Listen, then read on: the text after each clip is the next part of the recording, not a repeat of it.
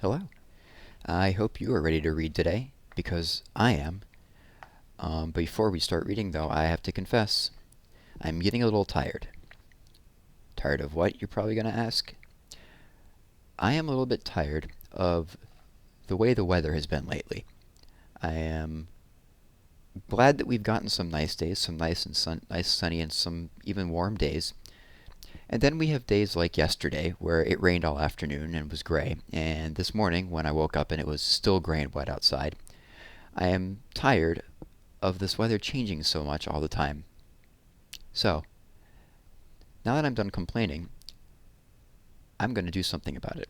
I'm not going to think about that weather anymore. I'm going to think about the weather that I want, and I want some warm, sunny weather.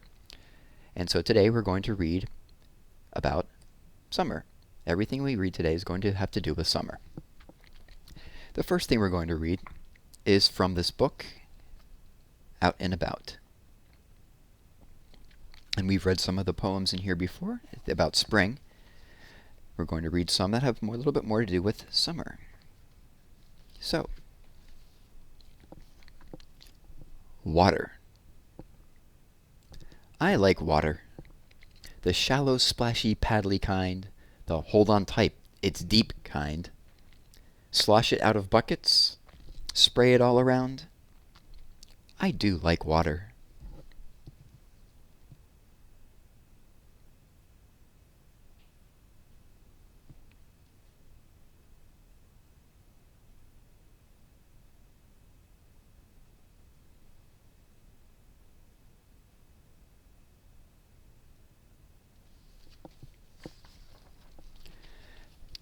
Squirting rainbows.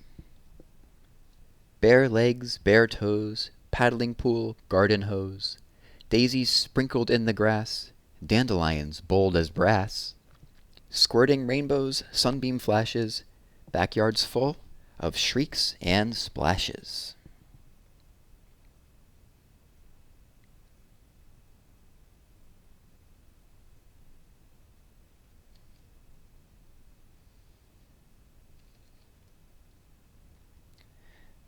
Have you ever done that? Have you ever taken a hose or something else and sprayed water and seen the rainbow in it?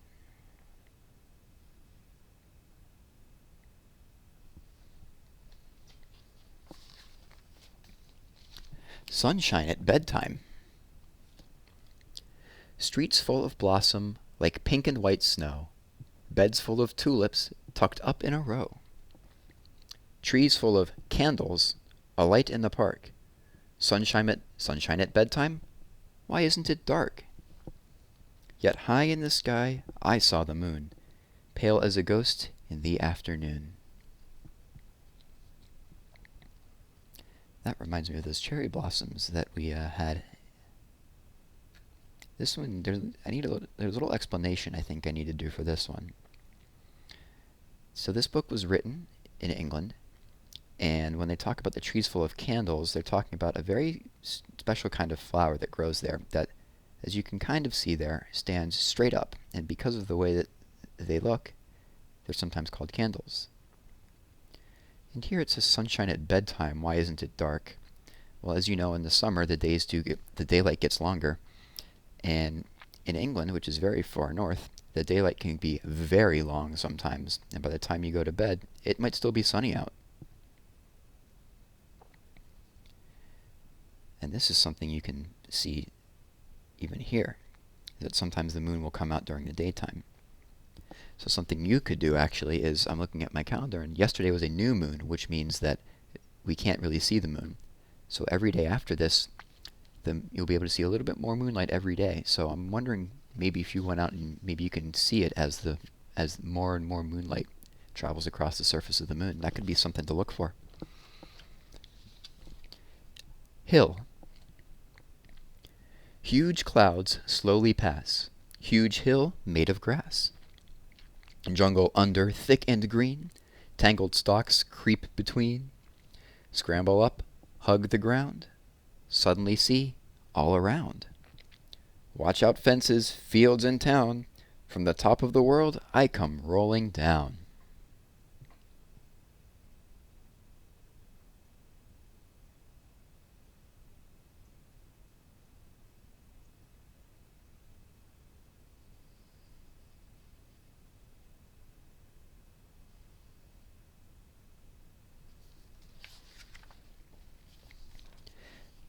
Sand. I like sand. The run between your fingers kind, the build it into castles kind. Mountains of sand meeting the sky, flat sand going on forever. I do like sand.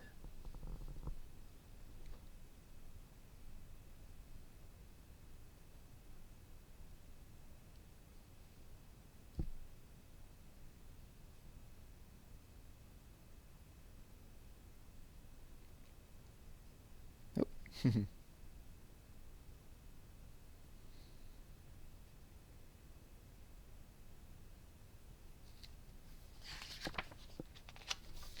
Seaside.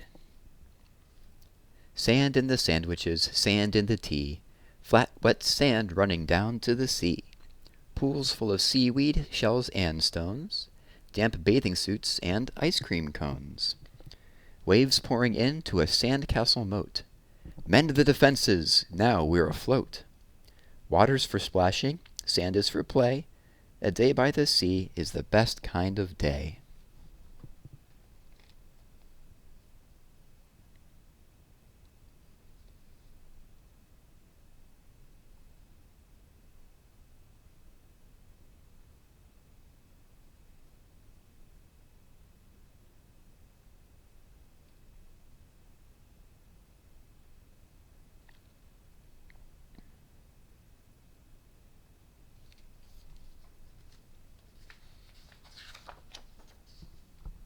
Day at the beach.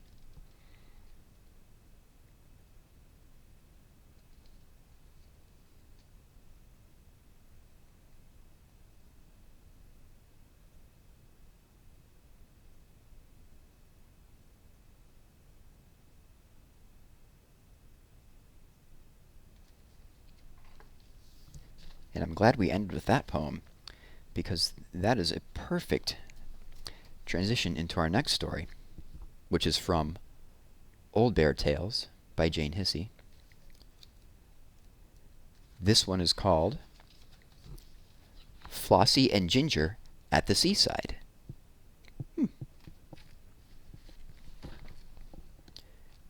It was a hot summer's day, and Ginger and Flossie, the two teddy bears, were on holiday at the seaside with the children. They'd all been playing hide and seek in the towels and rolling down sand hills, but now the children were going into the sea for a swim. "You guard our buckets and spades," they said to the bears. "We'll be back later to build sand castles." And with that, they skipped over the wet sand and into the waves. "I wish we could swim," said Ginger. "I'm so hot under all my fur." "Perhaps we could cool down in the sand," said Flossie. "Let's build a sand castle big enough to get inside." The two bears set to work at once. They dug and dug. They filled the bucket over and over again to build tower upon tower. Then, while Ginger worked at the castle, Flossie dug a deep moat round it and joined it to the sea with a long canal. It filled up with water every time a wave came in, and the whole thing looked just like a real castle. Flossie and Ginger put 4 towers on the 4 corners, and then made the towers look like 4 teddy bears with pebbles for eyes and noses and shells for ears. "We'll call our castle Teddy Towers," they said, and wrote it in the sand. "Whew, I'm really hot now," said Flossie. "The castle is nearly big enough to get into," said Ginger. "Just one more spadeful." But as Ginger pushed his spade in for the last time, it hit something hard. With his paws, he dug down to see what it was and came up with a 10-pence piece. "Oh, whoopee!" cried Flossie. "We can go and buy ice creams now. I'm boiling." "That's a very good idea," said Ginger. "I'll finish this off while you go to the ice cream man." Very quickly, 10 pence is a unit of money in England. We have cents in the United States, and they would use pence in England. Flossie marched happily up the beach, carrying the 10-pence piece. She found the ice cream man standing by the heap of deck chairs. She knew it was the ice cream man because he had a sign saying, "Nice cold ice creams, 10 pence each." Flossie looked at the money in her paw. It was 10 pence. That meant she could only buy 1 ice cream with her money. Oh dear. 1 ice cream would never be enough to cool down 2 hot bears. Still, it had to be better than no ice cream. So she marched over and offered her money. She arrived back at Teddy Towers, carefully carrying the precious ice cream, and explained to Ginger that ice creams were 10 pence each. They were just about to decide who would have the first lick, when a man and a woman came over to them. "Excuse me," they said. "We have just come to tell you that you have won the Best Sandcastle on the Beach competition." Flossie and Ginger stared in amazement. They hadn't even known there was a competition. "Thank you," they said. "How exciting." "And your prize," said the woman, "will be an ice cream each for every day of your holiday. Here is today's prize." And she handed Flossie 2 more ice cream cones. "Goodness!" laughed the bears when the people had gone. "A little while ago we had no ice creams, and now we've got 3. What shall we do?" "Well, I know what I'm going to do," said Flossie, and she sat down in front of Teddy Towers to enjoy her prize. And I think they were so hot, they managed all 3 ice creams. Don't you?